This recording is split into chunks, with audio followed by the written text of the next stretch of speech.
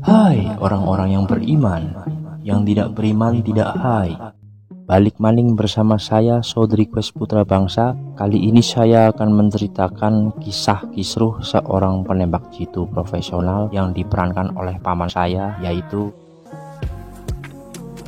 Yawis. Tanpa banyak cangkem di awal, mari kita simak dengan cara seksama dan dalam tempo yang sesingkat-singkatnya. Dan inilah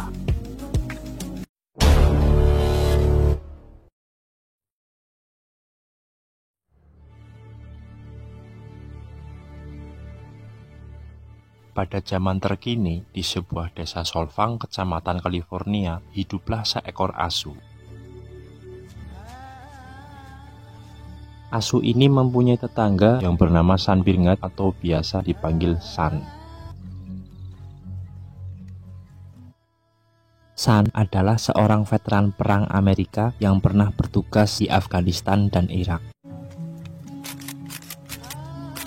Sebagai mantan seorang penembak jitu profesional, tentu saja skill yang dimilikinya masih bisa digunakan untuk bekerja walau sebagai pembunuh bayaran. Dengan bekerja di bawah kepemimpinan bos wanita yang bernama Tamara atau yang biasa dipanggil Ratem, pada hari itu Ratem menghubungi dan memberi misi kepada San untuk membunuh seorang pejabat korup dari Menkominfo atau yang sekarang disebut dengan Komdiki.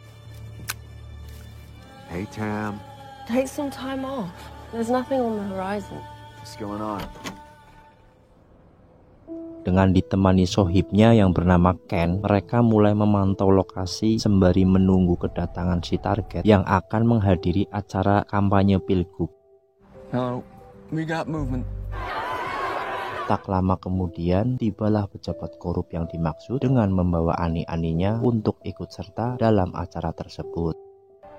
Oh, I see you, motherfucker. Must be his newest toy. Oh shit. Dan dengan terpaksa, San harus membunuh wanita itu karena dia telah menghalangi targetnya.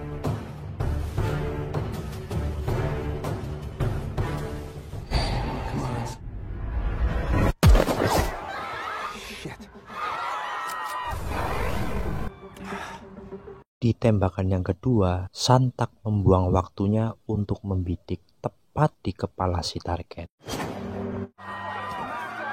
That's a confirmed kill. Setelah sukses menjalankan misinya, San dan Ken lalu bergegas meninggalkan TKP yang sudah diketahui oleh para polisi dan pengawalnya.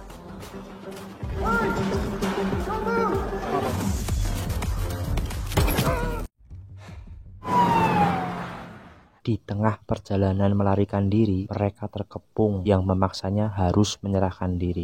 Namun dengan skill bela diri yang mumpuni, mereka dengan mudah melewati rintangan tersebut. We give up. Guys, we're fucked.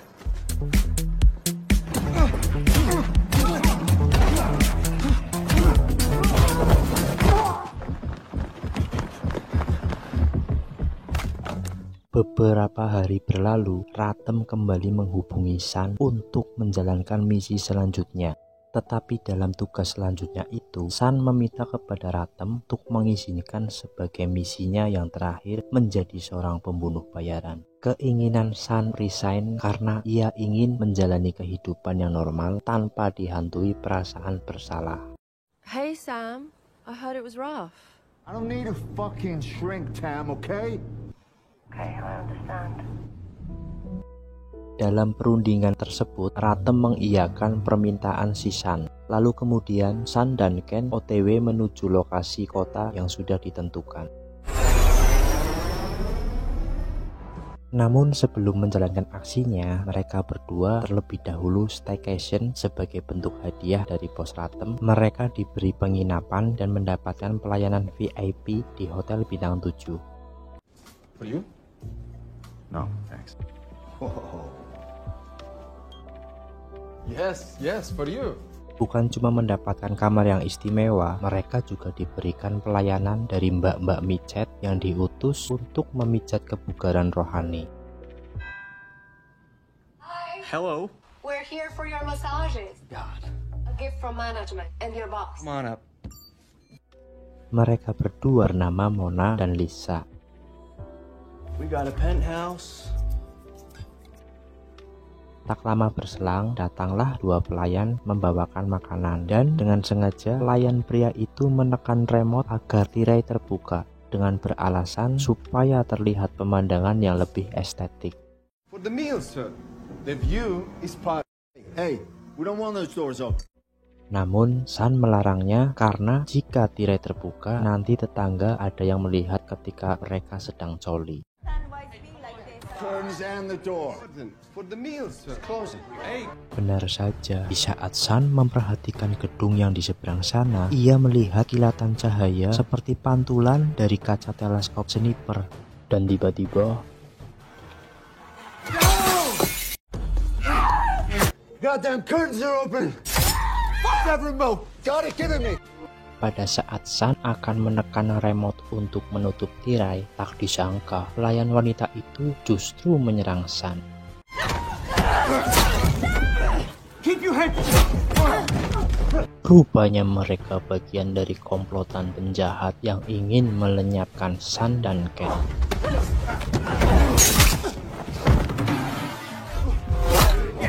Fuck him up, Sam.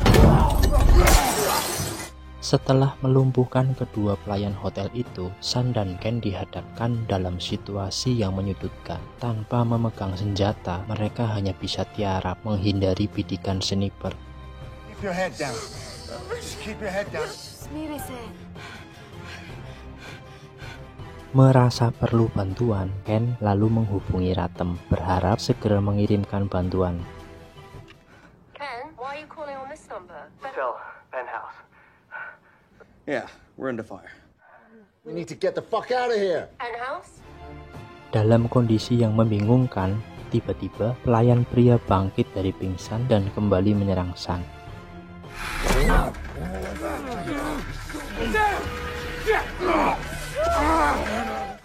Melihat San bergelut dengan berdiri, Ken khawatir sniper di luar sana dengan mudah menembak San. Oleh karena itu, Ken berlari untuk membantu menghajarnya.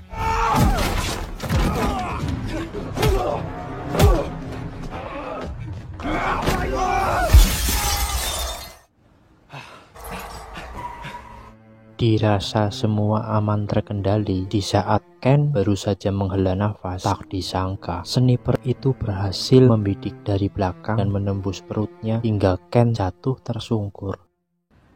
Thanks, bro. You saved my life.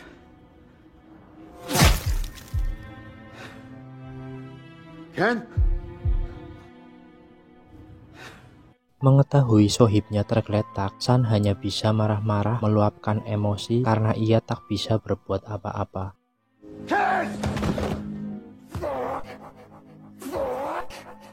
Tak lama kemudian, setelah insiden tersebut, Ratem menghubungi San untuk menanyakan kondisi dan situasinya.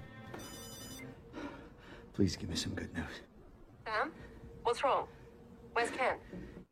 Down. He's hit. He's unconscious. Lalu Ratem menyuruh San menoleh ke belakang untuk melihat kilatan cahaya yang menandakan itu adalah dirinya.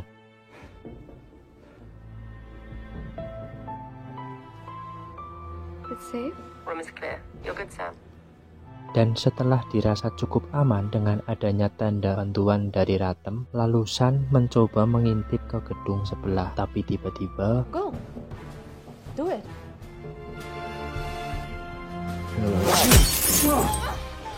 San yang terkejut karena masih juga menjadi sasaran tembak sniper. Kemudian ia kembali bertanya kepada Ratem, apa yang sebenarnya terjadi?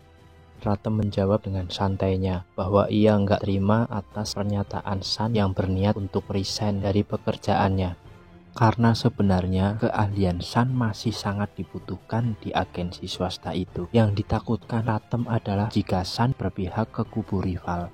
Mendengar pernyataan Ratem yang suuzon, San hanya bisa istighfar. Astaghfirullahalazim. Sikap San yang berlama-lama sembunyi di balik pilar membuat sniper mengarahkan tembakannya ke arah Lisa.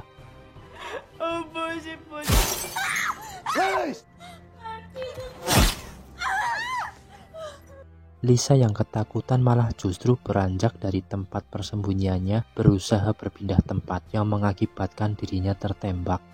Don't move! Lily! Mona, stay down! Get... Melihat peristiwa tersebut, Sun harus putar otak bagaimana caranya meraih koper senjatanya yang terletak jauh dari posisinya. What are you up to? He was loyal to you. Sorry, Sam. I think... Bitch. Tak lama kemudian datanglah para penjahat kiriman Ratem yang terlihat dari tanda lampu lift. Sun yang tidak punya pilihan lain akhirnya nekat berlari untuk meraih senjatanya sebelum para penjahat itu sampai masuk ke dalam.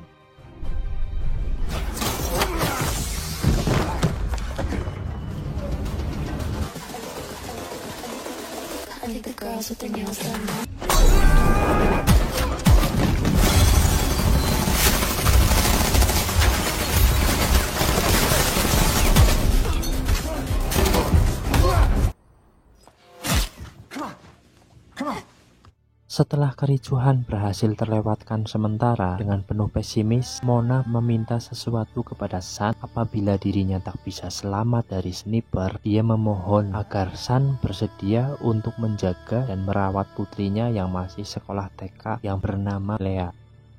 You show her this. If I die... You just need to trust me. Mona yang awalnya skeptis kini berubah sembari memberikan foto dan alamat yang tertulis di baliknya. This is my daughter, Milena. The address is on the back. Mona juga mengajukan 5 syarat kepada Sun dalam merawat putrinya. Yang pertama, jangan telat makan. Yang kedua, jangan telat bayar kontrakan. Yang ketiga, jangan telat bayar cicilan pinjol. Yang keempat, jangan lupa ngaji seminggu 3 kali. Dan yang kelima, berkumpullah dengan orang soleh. Away from here. You promise to help Milena. Money, school, everything. What? We're trapped here. Tak lama berselang, datanglah kiriman Ratem yang kedua. Dengan sigap, cepat, dan penuh dengan keyakinan kepada Tuhan Yang Maha Esa, Sun mampu membasmi semua utusan Ratem.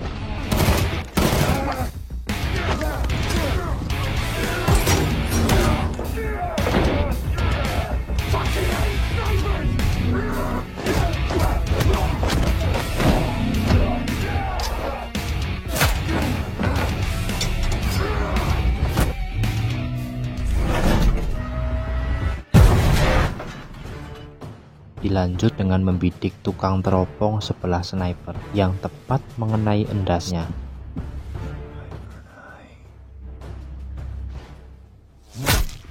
Pembalasan langsung terjadi dengan tertembaknya Mona di bagian anunya.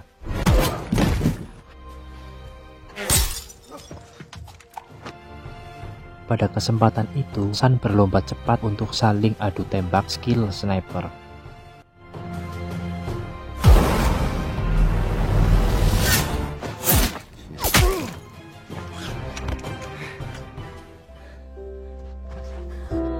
Dengan tewasnya sniper utusan Ratem, untuk selanjutnya muncullah drone dengan senapan mesin yang mengejutkan Sun.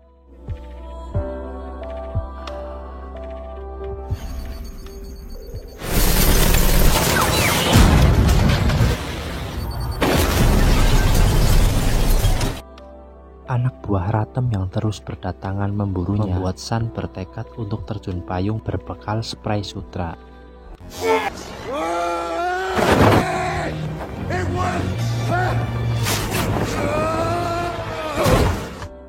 Singkat cerita, awan-awan pun tiba. Setelah menjemput Milea dari sekolah TK, Sun lalu memburu Ratem yang sedang berada di bandara yang berniat hendak melarikan diri ke Kamboja untuk beralih menjadi agen judul terpercaya. Namun sebelum itu terjadi, Sun membunuh Ratem yang sedang berada di toilet.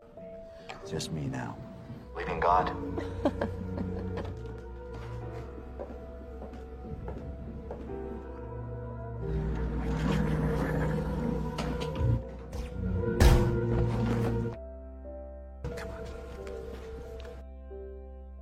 Dan film pun tamat.